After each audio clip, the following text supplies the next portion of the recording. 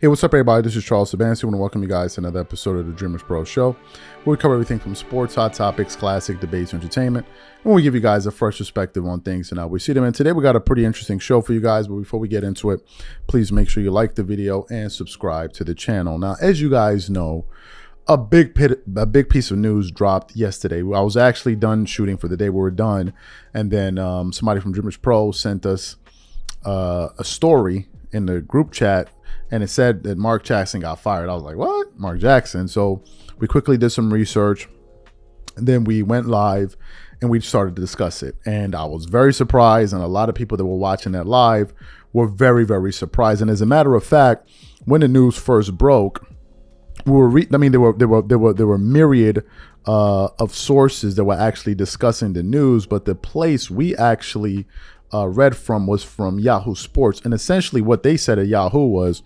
ESPN lays off Mark Jackson, reportedly plans to hire Doc Rivers, promote Doris Burke.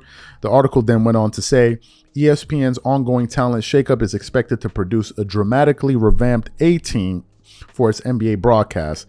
The network laid off longtime analyst Mark Jackson on Monday, according to the New York Post Andrew Marchand. ESPN is planning to promote analyst Doris Burke to call NBA games alongside lead play-by-play man Mike Breen next season. It's also expected to hire Doc Rivers to complete the three-man person team that anchors the network's NBA Finals coverage.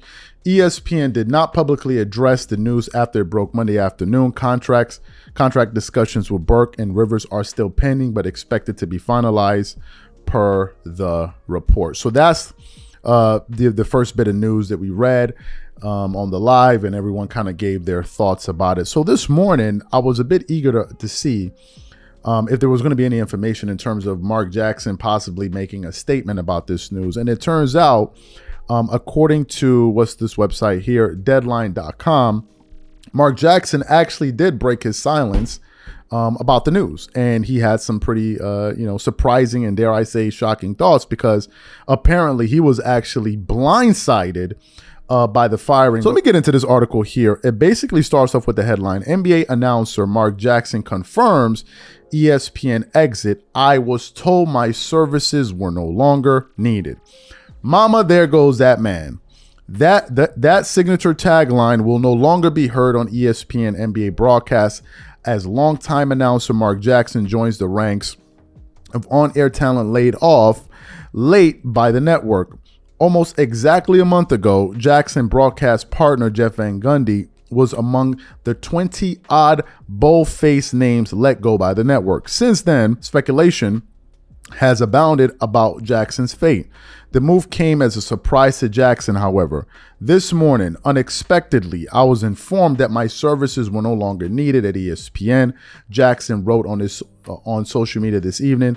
Although shocked and dismayed with the suddenness of it all, I would like to thank ESPN and all the staff of NBA ESPN crew for allowing me to be a part of the organization for the past 15 years. The article then continues on to say Jackson confirmed his departure with Peter Vesey earlier today. Vesey reported that Jackson has 2 years left on his contract, which the network will have to pay out in order to bring former 76ers coach Doc Rivers and NBA broadcast veteran Doris Burke on as play-by-play announcer Mike Breen on air cohort. So essentially, that's what the article had to say there, right? That Mark Jackson is gone, and as a matter of fact, he was absolutely blindsided by the news. Now, yesterday when the news originally broke, we had a myriad of thoughts.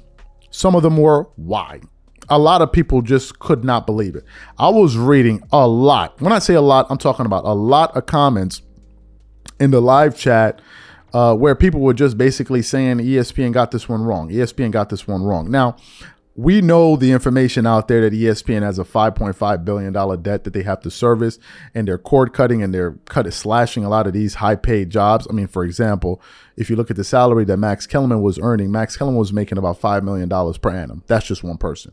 If you think about all of these talents in aggregate, just think about the amount of savings they're making per year. It must be over 40, $50 million a year. I don't know, but it must be a pretty large sum for them to be laying off some of these high profile names. I mean, you're talking about Max Kellerman, Jalen Rose, Jeff Van Gundy, Keyshawn Johnson. Now you're talking about Mark Jackson.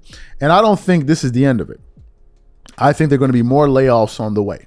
You better believe it. Now, there's another bit of news here that may be flying under the radar, which is by them firing Mark Jackson and promoting Doris Burke, they're going to make history, because Doris Burke now, with her calling NBA Finals games, it'll be the first time in history that a woman will be calling an NBA Finals game. So ESPN is making a bit of history there.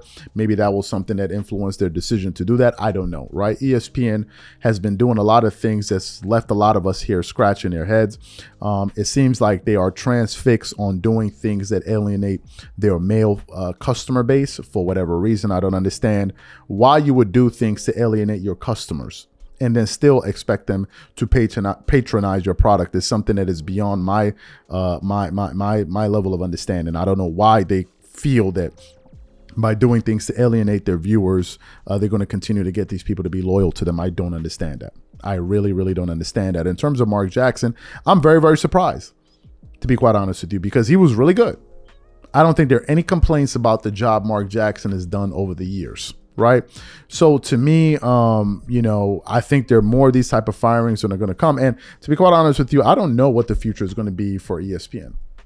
If I'm being totally frank with you, I don't know, because they're cleaning house. They're cleaning house now. Maybe they're going to bring in fresh blood, new talent that's going to cost them a little bit less. But really, is that the case? For example, you saw all of these high-profile personalities that they let go, and then all of a sudden they bring in a Pat McAfee, who I think is going to be making $85 million, right? So Pat McAfee isn't cheap. He isn't cheap. His salary covers at least 3 personalities working at the network. But I think Pat McAfee is going to bring them a premium that's maybe some of these guys don't bring them. But to me, I think ESPN is still in flux.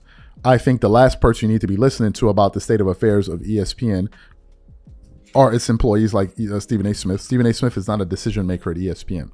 No matter how much he likes to talk like he is, he's not. Stephen A. Smith is an employee at ESPN. He can be fired at ESPN. You need to listen to the movers and shakers, the Bob Igers, the CEOs of Disney, and all of these guys, because these are the ones that are really pulling the strings, and these are the guys that are going to be making the decisions moving forward.